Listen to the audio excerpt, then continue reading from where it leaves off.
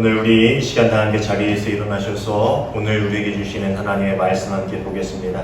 오늘 우리가 사도행전 24장 1절부터 27절까지 말씀을 함께 보려고 하는데요. 우리 말씀은 사도행전 24장 1절부터 9절까지 제가 읽겠습니다. 나머지 말씀은 우리가 함께 말씀을 나누면서 함께 보도록 할게요. 닷새 후에 대제사장 아나니아가 어떤 장로들과 한 변호사 더둘로와 함께 내려와서 총독 앞에서 바울을 고발하니라. 바울을 부르매 더둘로가 고발하여 이르되, 벨릭스가 악하여 우리가 당신을 힘입어 태평을 누리고 또 이 민족이 당신의 선견으로 말미암아 여러 가지로 개송된 것을 우리가 어느 모양으로나 어느 곳에서나 크게 감사하나이다. 당신을 더 괴롭게 아니하려 하여 우리가 대강 여짜옵나니 관용하여 들으시기를 원하나이다. 우리가 보니 이 사람은 전염병 같은 자라. 천하에 흩어진 유대인을 다 소유하게 하는 자요 나사렛 이단의 우두머리라. 그가 또 성전을 더럽게 하려 함으로 우리가 잡았사오니 당신이 친히 그를 심문하시면 우리가 고발하는 이 모든 일을 아실 수 있나이다 하니 유대인들도 이에 참가하여 이 말이 옳다 주장하니라. 아멘. 이는 오늘 우리에게 주시는 하나님의 말씀입니다. 자리에 앉아주시기 바랍니다. 오늘도 함께 예배하는 우리 모두에게 주님 주시는 참 평강이 충만하게 임하기를 간절히 소원합니다. 우리 자신을 암살하려는 유대인의 계략 때문에 이 가일사자로 급하게 바울이 옮겨온 이야기를 지난주에 함께 보았지요. 그리고 바울은 이제 그곳에서 유대 총독으로 있는 벨릭스를 만나게 되고 그가 주관하는 자리에서 재판을 받게 됩니다. 이 벨릭스라는 인물은요, 아주 독특한 이력을 가지고 있는데요. 그는 본래 로마 황실의 노예였다고 합니다. 그런데 자유민이 된 후에 그는 형 팔라스의 든든한 지원으로 유대의 총독의 자리까지 오르게 됩니다. 그의 형 팔라스 역시 황실의 노예였지요. 그 동생이나 형 마찬가지로 황실의 노예였는데 자유민이 된 이후에도 황실을 떠나지 않았고 당시 황제인 글라우디오 곁에서 돈독한 관계를 계속 유지하면서 이 동생을 총독의 자리에 오르기까지 그렇게 지원을 해준 것으로 알려져 있습니다. 이렇게 유대의 11대 총독이 된 벨릭스는요, 총 3명의 아내들을 두었는데요. 차례대로 3명의 아내를 두었는데 모두가 로마 속국으로 있는 나라 왕실 출신의 아내인데요. 특별히 오늘 본문에 등장하는 이 드루실라라는 아내는요, 벨릭스의 3번째 아내로 헤롯 대왕의 손녀이고요. 그리고 예수님의 제자 야고보를 죽인 헤롯 아그리빠 1세의 딸이었습니다. 그런데 이 드루실라 역시 벨릭스가 첫 번째 남편은 아니었고요. 이 시리아의 왕인 첫 남편과 이혼한 후에 이 벨릭스와 결혼을 한 여인이었습니다. 가족 관계가 아주 복잡한 그런 집안이지요. 로마의 역사가 타키투스의 기록에 의하면요, 이 벨릭스는 돈과 여자를 밝히는 사람이었고요. 또 탐욕스럽고 잔혹한 성품을 가졌다라고 알려져 있습니다. 그리고 유대의 역사가인 요세푸스에 의하면요, 이 벨릭스는 유대인들이 폭동을 일으켰을 때 매우 잔혹하게 이들을 진압했다고 알려져 있는데 이를 피해 대학살이라고 그렇게 표현하고 있습니다. 결국 그의 폭정과 이 잔혹한 진압 때문에 유대의 지도자들이 로마 황제에게 서신을 보내게 되는데요. 이로 인해서 이 벨릭스는 유대 총독의 자리에서 물러나게 되고 로마로 소환을 당하게 됩니다. 하지만 그의 형 팔라스가 그 당시까지만 해도 여전히 이 글라디오 황제와 아주 돈독한 그런 친분을 유지하고 있었기 때문에 이 큰 벌은 면하고요. 베수비오라는 지역으로 유배를 떠나게 되는데 이 베수비오라는 지역이 화산 지역이었습니다. 그래서 이 벨릭스와 드루실라는 그곳에서 살다가 화산 폭발로 인해서 그곳에서 생을 마감하게 되었다라고 이렇게 전해지고 있습니다. 이 벨릭스에 관한 이런 기록들을 보면은요, 그가 과연 앞으로 바울에 관한 재판을 공정하게 진행할 수 있을까라는 그런 걱정이 조금 듭니다. 이렇게 좋지 않아 보이는 상황 가운데서 바울의 재판이 재개되는데, 이 가이사랴에 도착한 지 5일이 지나서 바울은 다시 법정에 서게 됩니다. 그런데 이번에 바울을 고소하는 대제사장 아나니아와 이 사내들인 공의회 의원들은 변호사까지 대동하고 이 법정에 나오는 모습을 볼 수가 있습니다.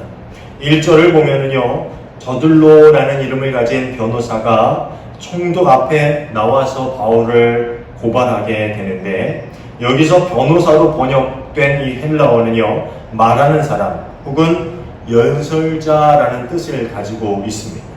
아마도 그는 로마의 법과 유대의 법을 두루 섭렵하고 있는 뛰어난 언변가였을 것으로 생각이 됩니다. 사내들인 공의회 의원들은 이번에는 꼭 재판에 이겨서 바울의 목숨을 빼앗고야 말겠다라는 그런 각오로 변호인까지 대동해서 이 벨릭스 앞으로 나온 것을 우리가 볼 수 있습니다. 그렇게 재판이 시작되고 고소인 측 변호사로 더둘로가 바울의 제목에 대해서 이야기하기 시작하는데, 3절을 보면은요, 그는 먼저 바울을 고발하기에 앞서서 총독 벨릭스에 대한 온갖 아첨으로 말문을 열기 시작합니다. 우리 함께 볼까요? 이 3절 말씀인데요, 함께 보겠습니다. 벨릭스 각하여, 우리가 당신을 힘입어 태평을 누리고 또 이 민족이 당신의 선교로 말미암아 여러 가지로 개선된 것을 우리가 어느 모양으로나 어느 곳에서나 크게 감사하나이다. 이 아까도 말씀을 드렸는데 벨릭스가 어떤 사람인 줄을 알면요, 이 더둘로의 아첨은 정말 듣기에 손발이 오그라드는 그러한 말입니다. 벨릭스는 아까 얘기했지만 성품이 좋은 사람이 아니었어요. 그리고 유대 지역에서 대단한 개혁과 개선을 이룬 적도 없었습니다.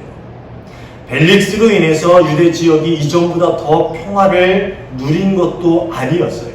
오히려 그는 유대 지역에서 열심당원의 폭동이 일어났을 때 아까 얘기했듯이 아주 잔혹하게 그들을 진압해서 유대인들의 원성을 사기도 했습니다. 그리고 유대 지역에 들끓는 이 도둑의 무리들이 있었는데요, 이 도둑의 무리들을 방관하면서 그 대가로 그들에게 뇌물을 받기도 했다고 합니다.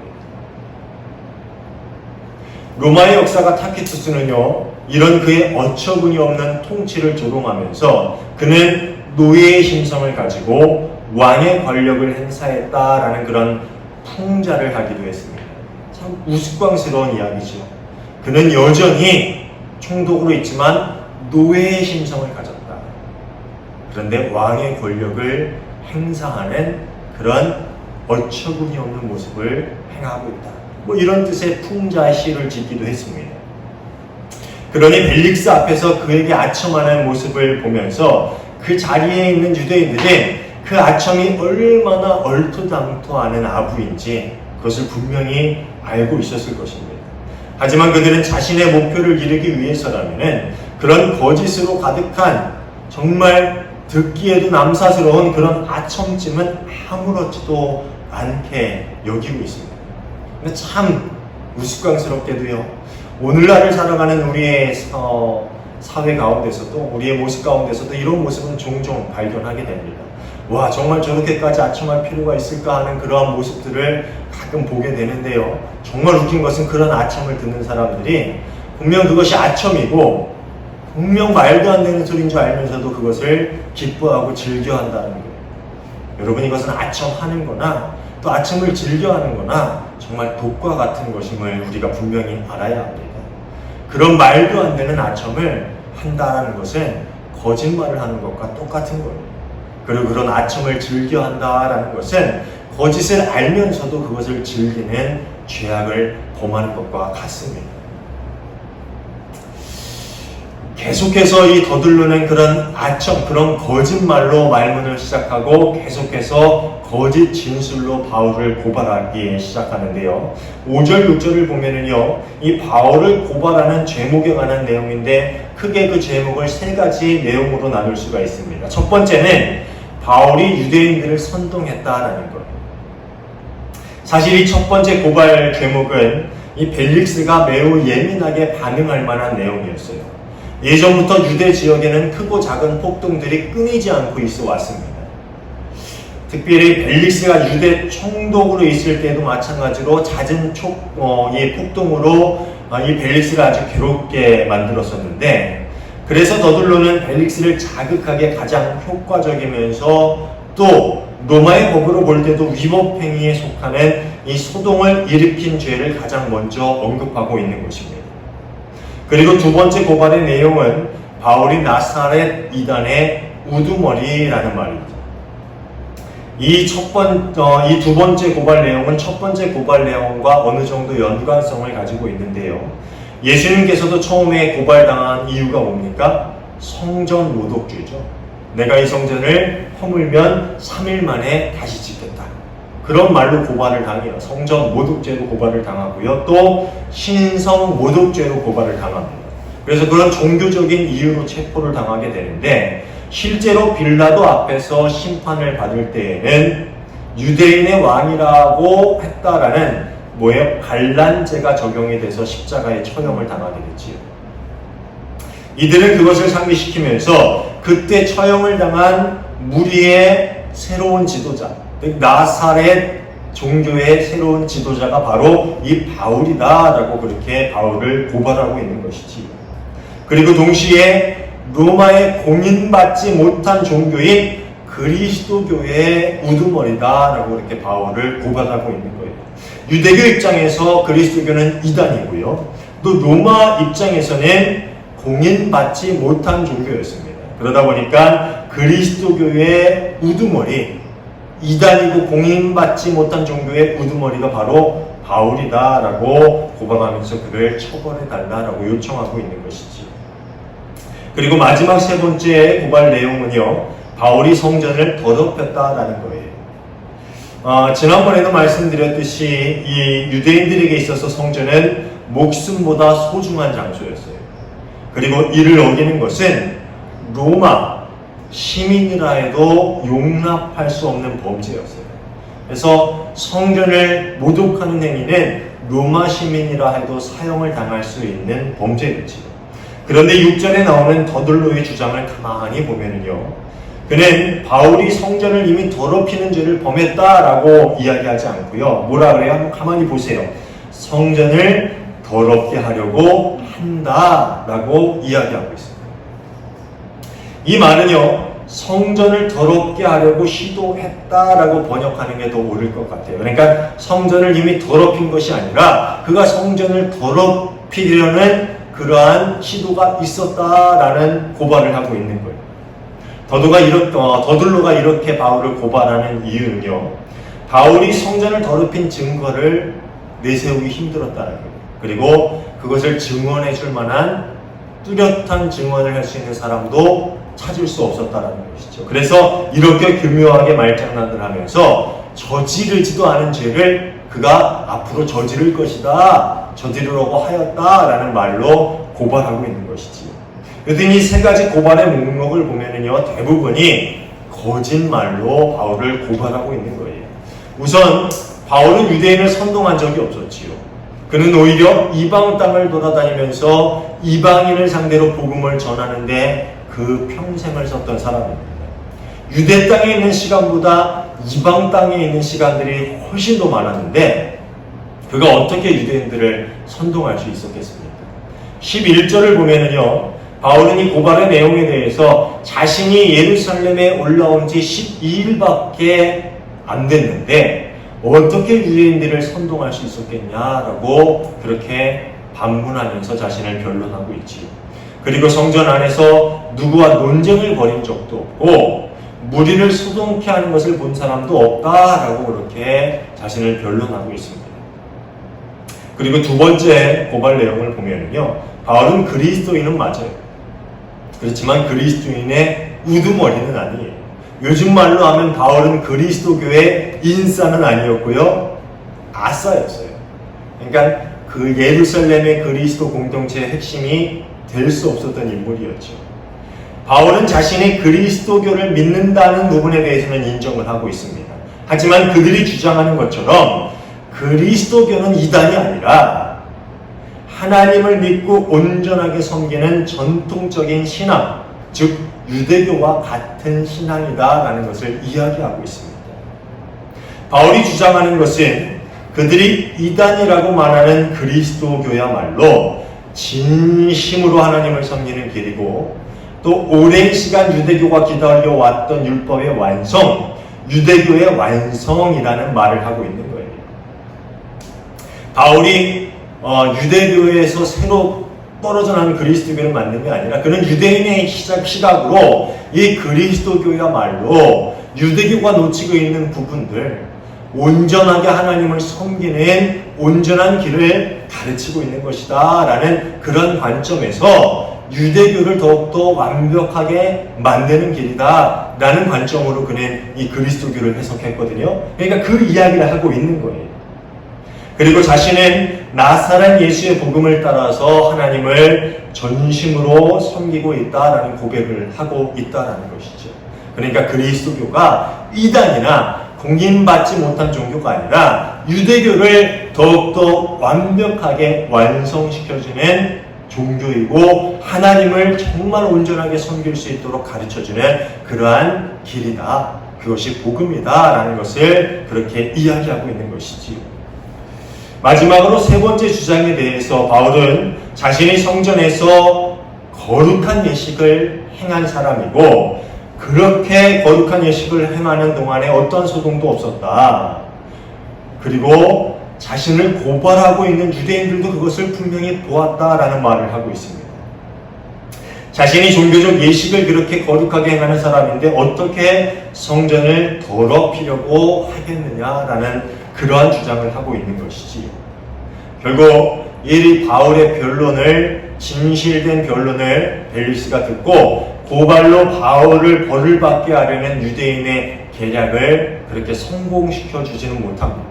그것이 거짓말인지 알았기 때문이지요. 22절 말씀을 볼까요? 벨릭스는 그 부와 관련된 일을 자세히 알고 있었으므로 천부장 루시아가 내려오거든 당신들의 소송을 처리하겠소 하고 말하면서 신문을 연기하였다. 벨릭스는요, 아주 교활한 사람이었어요. 그는 그렇게 멍청하지 않았어요. 아주 교활하고 잔머리가 잘 돌아가는 사람이었죠. 그는 바울을 무고하게 고소하고 있다라는 것을 잘 알고 있었어요. 그러니까 고소의 내용이 뭔지, 저들이 왜 바울을 고소하는지 그 이유에 대해서 벨릭스는 아주 환하게 알고 있었죠. 아까 얘기했는데 그 부인 이름이 뭐라 그랬죠? 그 부인이 드루실라라고 했는데 드루실라는 유대인이었어요. 그러니까 부인을 통해서 유대 사회에서 일어나고 있는 일들을 어느 정도 잘 알고 있었을 거예요. 그러니까 바울이 무고하게 고소를 당하고 있다라는 것을 그도 역시 알고 있었겠지요. 그렇지만 바울에 대한 소송을 기각하고 그를 무죄라고 이야기하고 공식적으로 석방하는 것, 그것은 유대인들의 반감을 사는 일이라는 것을 잘 알고 있었어요. 2년 후에 이 벨릭스가 이 유대 총독에서 물러나게 되는데, 그 이유가 유대인들의 반감을 심하게 사서 그 상소가 로마의 황제에게 올라갔기 때문이라고 아까 말씀을 드렸잖아요. 그러다 보니까 이 벨릭스 입장에서는 내가 저 유대인들에게 반감을 사는 것은 지금 내 자리를 지키는데 유리하지 않다라는 것을 잘 알고 있었지. 그래서 바울이 무고하게 고소를 당했다라는 것을 알지만 그가 무죄다라고 이야기할 수는 없었다라는 것이지. 그렇다고 무고한 로마의 시민을 처벌하는 것 또한 자신에게 유리한 일이 될 수는 없었지요. 그래서 벨릭스가 내린 결론은 뭐냐? 바울에 대한 소송을 연기하겠다라는 거예요. 나중에 천부장 루시아가 오면 다시 소송을 진행한다라는 건데, 루시아가 올지 안 올지는 모르는 일이죠. 결국 루시아가 왔어요, 안 왔어요? 2년 동안 오지 않고 다음 총독이 올 때까지 재판은 2년 동안 연기가 됩니다. 결국 벨릭스는 바울에게 자유를 주지만 이 무작정 가둬놓을 수는 없었거든요. 그래서 바울에게 자유를 주지만 바울을 해치려고 하는 유대인들이 있다는 것을 알았기 때문에 백부장에게 지시해서 바울을 보호하도록 합니다. 그러니까 이게 강금 아닌 강금, 강금처럼 보이지만 강금은 아니에요. 그러니까 바울이 자유롭게 친구들을 만날 수 있도록 하고 바울에게 무엇을 가져오는 사람들에게 그것을 자유롭게 가져다 줄 수 있도록 허용을 하게 되지요. 그러니까 강금하는 것처럼 보이지만 강금은 아닌 그런 애매모호한 상태에서 바울을 보호하고 있는 것이지요. 27절을 보면요, 벨릭스 다음으로 보르기오 베스토라는 사람이 유대의 총독으로 오게 되는데 그 기간 동안 무려 2년이라는 시간 동안 바울에 대한 소송은 연기가 되었고요. 바울은 가이사랴에서 처음으로 긴 쉼의 시간을 누리게 됩니다. 우리가 볼 때는 2년 동안의 긴 쉼의 시간이었지만 바울에게 볼 때는 참 지옥과 같은 시간이었을 거예요. 왜냐하면 바울은 잠시도 가만히 있지 못하는 사람이잖아요. 그렇죠? 쉬지도 못하고 잠시 머물렀다 또 이방 땅으로 복음을 전하는 거고, 만난 사람에게 복음을 전하고, 성경을 가르치고, 복음을 가르치고, 이런 일을 쉬지 않았던 사람이에요. 그런데 2년 동안 아무것도 못하고 가이사랴에 있다, 머물러 있다.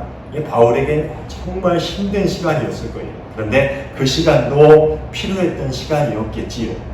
그리고 이 2년이라는 시간은요, 바울에겐 괴로운 시간이었을 수 있겠지만 이 벨릭스 입장에서 볼 때는 그에게 주어진 마지막 기회였던 것 같아요. 그는 소송을 마치고 며칠이 지나서 바울을 불러 그에게서 복음에 관한 이야기를 듣게 됩니다. 24절 말씀입니다. 며칠 뒤에 벨릭스가 유대 여자인 자기의 아내 드루실라와 함께 와서 바울을 불러내서 그리스도 예수를 믿는 믿음에 관해서 바울이 설명하는 것을 들었다.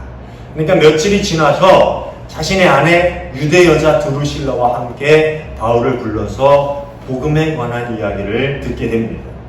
어떤 이야기를 했는지, 어떤 이야기를 바울이 선포했는지 성경은 이야기하고 있지 않지만 결론적으로 복음에 관한 이야기가 뭐예요? 메시아이신 예수 그리스도에 대한 믿음은 하나님의 공의를 바로 알고 다가올 심판을 심각하게 받아들이면서 그에 따른 온전한 회개가 있고 예수 그리스도를 믿어야 한다. 이것이 복음에 대한 전반적인 이야기잖아요. 하나님이 공의로 세상을 다스리시고 곧 하나님의 심판이 이 세상에 임하기 때문에 회개하고 예수 그리스도를 믿고 구원을 받아야 된다. 이 모든 복음의 내용은요, 벨릭스가 받아들이기에는 쉽지 않은 내용이었어요. 자꾸 타키투스 얘기를 하는데 이 타키투스가 벨릭스에 관한 이야기를 상당히 많이 저술했던 것 같아요. 타키투스가 벨릭스에 관해서 이런 이야기도 저술을 했는데 그는 온갖 수치스러운 짓을 하면서도 벌을 받지 않아도 된다고 믿는 사람입니다. 얼마나 남보기에 부끄러운 짓을 많이 했으면 온갖 수치스러운 짓을 하면서도 벌 받을 것을 두려워하지 않았던 사람이라는 거예요. 그런데 이런 그에게 복음이 선포되었으니 그에 따른 반응은 둘 중 하나였겠지요. 하나는 뭡니까? 하나는 뭐예요? 두려워하는 것이죠. 또 하나는 뭐예요? 그냥 무시하는 것이죠. 어떤 사람은 화도 낼 수 있잖아요. 화를 낸다는 건 두려워한다는 거예요. 근데 얼토당토하는 얘기다라는 것은 그냥 무시하는 거죠. 나랑 상관없는 얘기야. 근데 둘 중에 반응 중에 25절을 보면은요, 벨릭스는 복음의 선포 앞에서 두려움을 느끼고 돼요. 하나님의 심판이 임하면은 내가 살아남을 수가 없겠구나. 그런 두려움을 벨릭스가 느끼게 된다는 거예요. 그런데 안타깝게도 그는 두려움을 느끼는 것에서 그쳐버립니다. 회개까지는 이르지 못한 것으로 보입니다. 벨릭스는 회개하고 복음 앞에 무릎을 꿇기보다는 조금 뒤에 더 나아가서 바울이 가지고 있을지 모르는 그 돈에 관심을 보이기 시작해요. 26절 말씀을 볼까요? 동시에 그는 바울에게서 돈을 받을까 하고 은근히 바랬다. 그래서 그는 바울을 자주 불러내어 이야기를 나누었다. 이게 무슨 돈이냐 하면 17절을 보면은요, 17절을 보세요.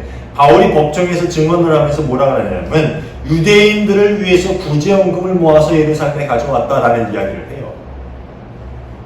그러니까 그 말을 기억하고 그 돈이 혹시 아직까지 바울에게 있을까 하여서 그것을 탐내는 마음을 갖고 그것을 혹시 자신에게 줄까, 뇌물을 줄까 해서 바울을 수시로 불러내서 은근슬쩍 그 이야기를 꺼냈던 거죠. 복음의 이야기를 듣는 척 했던 것 같아요. 복음이 그에게 선포되었고 복음 앞에서 잠시 두려운 마음을 가졌었지만 결국 그 안에 있던 욕심은 그를 구원에 이르지 못하도록 그렇게 막아섰던 것이지요. 우리는 오늘 이 본문을 통해서 두 부류의 안타까운 사람들의 모습을 발견하게 되지요. 하나는 뭐예요? 복음을 반대하고 거짓으로 복음을 전하는 일을 핍박하는 사람들의 모습입니다. 그들은 하나님의 공의와 진리에 관심을 가지고 있지 않고 그것을 두려워하지도 않았어요. 그저 자신의 이익을 위해서라면은 거짓말을 하는 것을 서슴지 않는 모습을 보여주고 있어요. 정말 남사스러운 아첨을 하고 거짓말로 남을 고소하고 그런 모습을 행하면서도 부끄러워하지 않는 모습을 보여주고 있어요. 그렇지만 거짓은 진실을 이길 수 없습니다. 거짓은 하나님의 공의를 가릴 수가 없어요. 손발이 오그라드는 아첨으로 벨릭스의 마음을 사려고도 해봤고 온갖 거짓말로 바울을 고발도 해봤지만 진실을 당당하게 이야기하는 바울과 또 그런 바울의 입술을 지키시는 하나님을 그들은 결코 쓰러뜨릴 수가 없었습니다.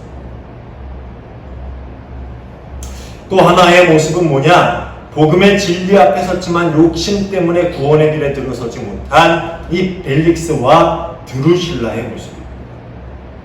그들은 예수님의 오심으로 시작된 하나님의 나라 그리고 곧 임할 심판의 메시지 즉 복음을 듣고서 그 앞에서 두려움을 잠시나마 느끼게 됩니다. 그렇지만 곧 그들 마음속에 있었던 온갖 탐욕 그 욕심들은 구원을 향한 열망을 가로막고 맙니다. 그리고 결국 그들은 비참한 결말을 맞이하게 되고 말지요.